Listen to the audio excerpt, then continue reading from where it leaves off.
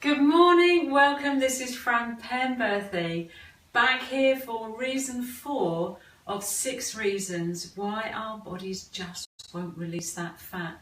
I hope you're getting the picture already that weight loss has got much more to do with overall health than in just counting calories or skipping meals. That you've tried those for years, you know you have, and they just didn't work. I tried them for years, they just don't work. We need to look at the overall health in order to get those long-term results. Now, I'm looking forward to talking to you about this one because this was so my story. This was where my health broke down, was this enemy within.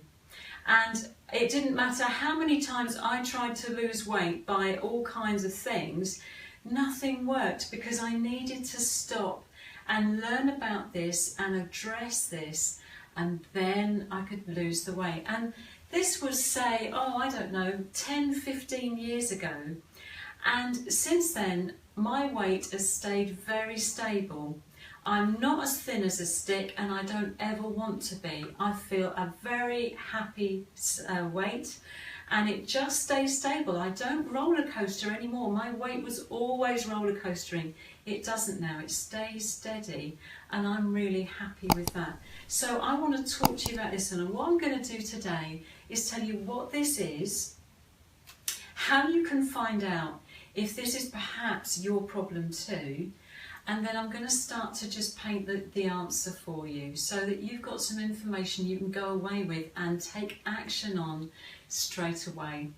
So let's get started. So the enemy within, what do I mean by that? Well, I'm going to be talking about the community of cells that live within our gut. It's a huge community.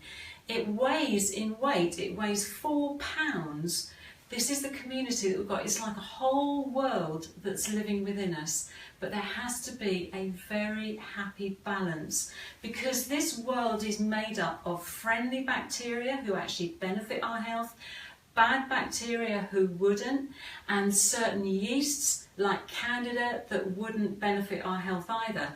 But as long as they stay within that 20% kept in place by that 80% friendly bacteria, we have health and we've got the potential for good weight as well. So what I'm going to call that actually is gut, because it's in the gut, dysbiosis. Isn't that a wonderful word? I love that word, gut dysbiosis. All that's talking about is the imbalance between all of these communities that should be living in that right ratio. Now, I didn't know that was what was happening to me, and you may not know that that's what's happening to you either. So what I want you to do, straight after you've watched this video, I will put a link in the title to this video. You can go straight there and you will find a questionnaire. And on there it lists, just loads and loads of symptoms. These are all symptoms that you can experience if this is your problem. And it ranges right across your health, from mental health to gut health to all of your extremities. It can be anywhere that this can be affecting. So you can use that questionnaire, you can fill it in, and it will give you an indication, a really good indication, whether this is something that you need to take time on and focus on. So you can head over there straight after and find that. Okay, and I know that that's going to be so helpful to you. And don't think that a questionnaire is quite a weak way to find out. Actually, a questionnaire is the best way to find out if you have a Candida infection. Because you can do stool tests, but they'll only show you what's happening in your gut. But if, like me, the Candida infection has spread right across your body, so that it's displaying itself in skin breakouts, eczema, or it might be in joint pain, if it's gone beyond the confines of your gut, then a stool test will not reveal that to you. So this questionnaire is a very good way to see if this is a problem for you. Okay, now what are some of the connections between this imbalance with the bad bacteria rising up, maybe Candida rising up, so that we've got this domination of elements that shouldn't be dominating. Well, one of the things they do is they actually set up cravings because they feed on sugar. And so they will set up cravings in you so that you crave sugar and you can't get enough of the stuff. And you're constantly feeding that craving, but it's not coming from you, it's coming from these bacterial or yeast infections. So when we look at the answers to this, let's go on to that now. If we look to the answers to this, obviously we've got to build up these friendly bacteria again. We've got to bring those numbers back up to 80%, and once they start to dominate again, they will start to bring down the Candida, the bad bacteria infections. Okay, so how can we promote these friendly bacteria? How can we look after them? Well, there's two ways that I'm going to talk about today, and that is prebiotics and probiotics.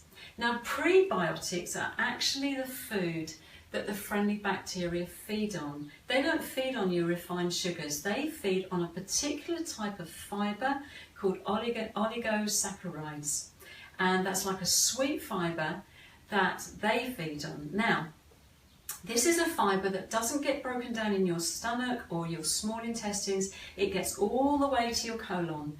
And once it's there, then the friendly bacteria set to work on it, they ferment it, and they produce some organic acids. These acids change the pH in your intestines for the good, and it means that it's an environment that they thrive in, but the bad bacteria and the Candida, it is not a good environment for them. It is very hard for them to thrive with this different pH. So we need to feed the friendly bacteria with the prebiotics that they love. Now, this fibre is mainly in vegetables, and I will put a little list of them in the comment below. I won't bother listing them now, but I'll put a list of prebiotics in the comment below.